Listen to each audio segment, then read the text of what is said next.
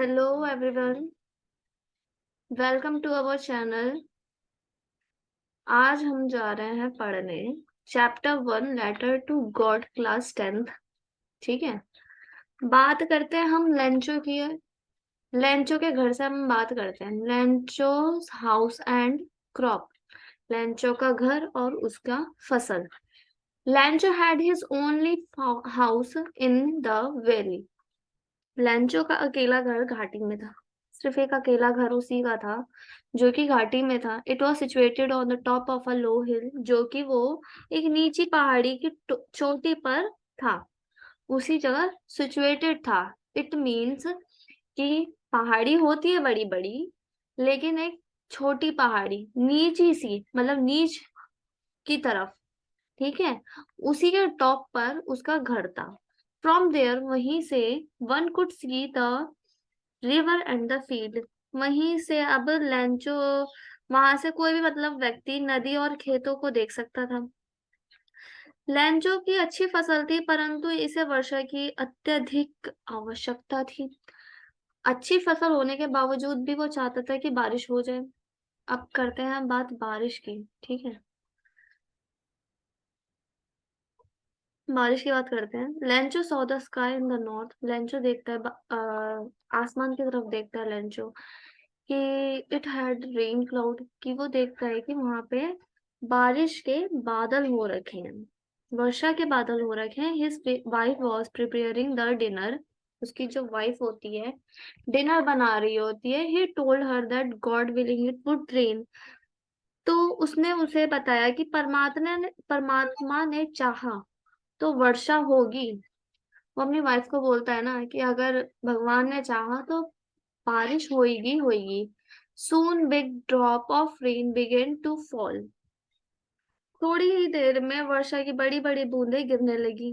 Lencho वर्षा का अपना शरीर पे, जो लेंचो ना अपना वो जो बारिश को फील करना चाहता था, अपनी बॉडी पे फील करना चाहता था, तो वो बाहर चला गया। ठीक है, ही वॉज वेरी ग्लैड। बहुत खुश था वो, खुशी के मारे पागल हो गया था, मतलब कि उसके भगवान ने इतनी जल्दी सुन ली।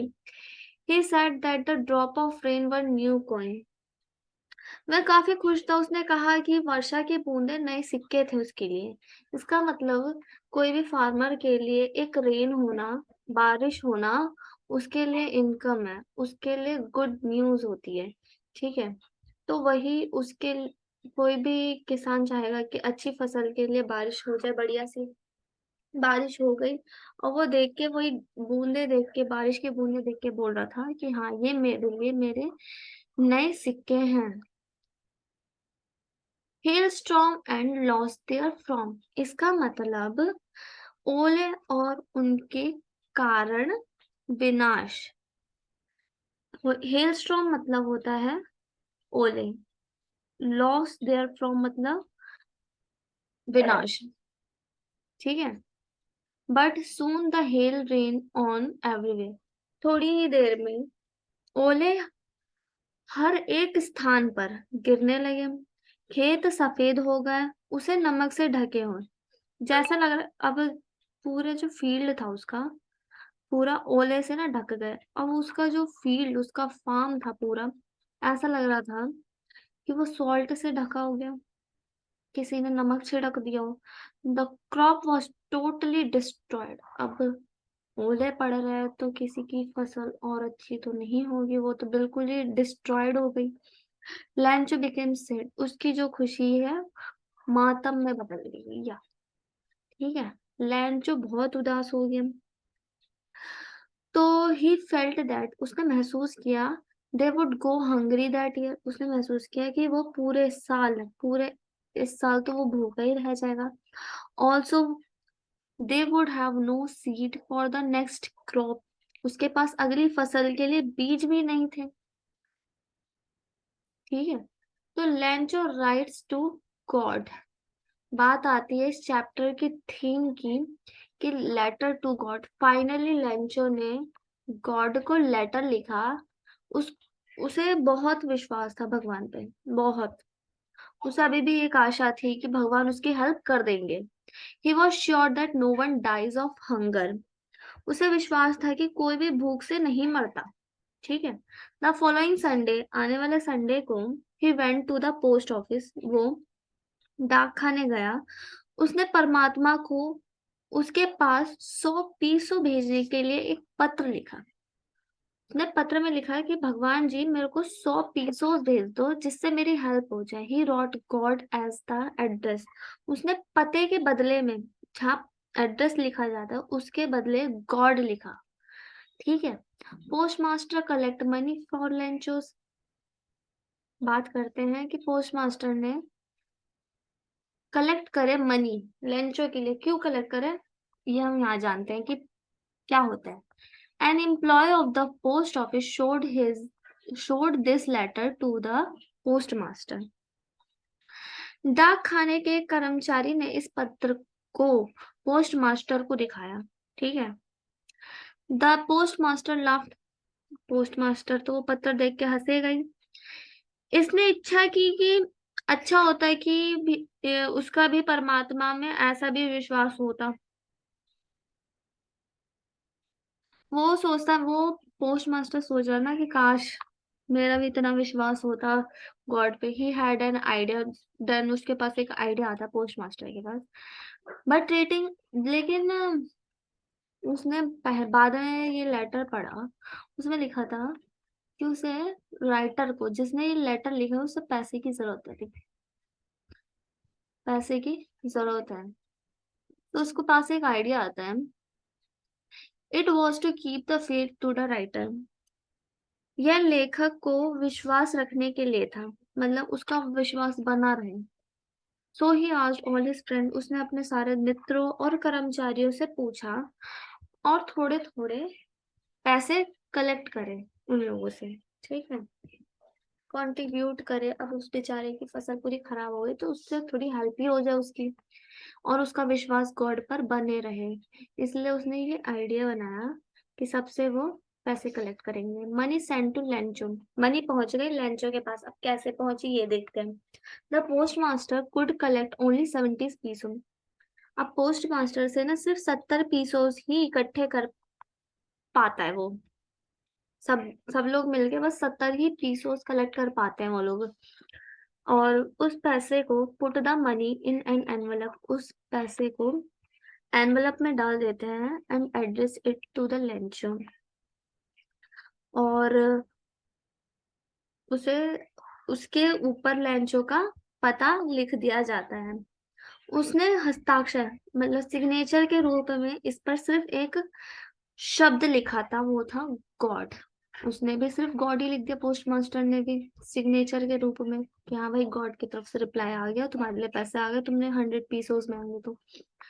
लेंचो ने 100 पीसोस मांगे थे। ठीक है। Lencho receives the money. Lencho को फिर पैसे मिलते हैं। कैसे मिलते हैं चलो ये भी देखते हैं। द फॉलोइंग संडे, फिर आने वाले अगले संडे को लेंचो डाक खाने गया।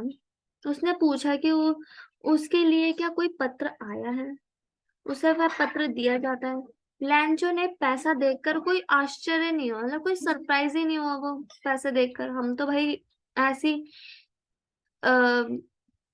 चीजें कभी भी होती है, मतलब जो हमें लगता है कि शायद ही ऐसा कभी हो ही नहीं सकता कि हम भगवान को लेटर लिख रहे हो, भगवान भी हमें रिप्लाई कर रहे हैं। ये थोड़ा अजीब होता है, मतलब इट्स सो सरप्राइजिंग। ठीक है। लेकिन उसके लिए कुछ सरप्राइज नहीं था। हम तो वही समझेंगे कि भाई वो चमत्कार हो गया, ये कैसा हो गया, भगवान ने हमें रिप्लाई कर दिया। लेकिन उसको ऐसा फील ही नहीं हुआ।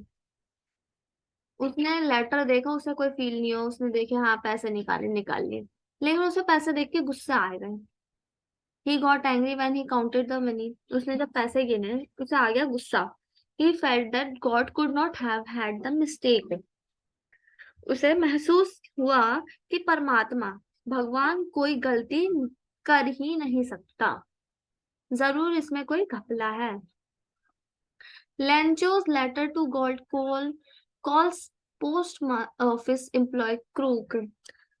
भगवान को लेंचो का पत्र डाक खाने के कर्मचारी को धोखेबाज कहना, इसका मतलब ये हुआ। इमीडिएटली, एकदम से, तुरंत ही, Lencho wrote the another letter. Lencho ने अगला ही पत्र लिख दिया, दूसरा पत्र लिखा। उसमें उसने लिखा कि उसने इसे लेटर बॉक्स में डाल दिया, ठीक है। और पोस्ट मास्टर ने इसे खोला, पोस्ट मास्टर ने दोबारा इसे खोला, तो उस पत्र में लिखा था कि उसे केवल 70 पीसोज ही मिले हैं। उसे सिर्फ 70 पीसोज ही मिले हैं, भगवान जी मुझे। ही आज the God to send him the rest. उसने कहा कि अब जितने पैसे जो रह गए हैं ना, 70 पीसोज में 20 पीसोज रह गए, वो और भेज दो मुझे, ताकि मेरी पूरी मदद हो जाए। इससे 70 पीसोज से मेरा क्या काम होने का, मुझे तो पूरे 100 पीसोज ही चाहिए, तभी जाके मेरा काम बनेगा। तो बाकी अभी जितने पैसे बचे हैं ना, अब वो और भेज दो। But God should not send it through the mail.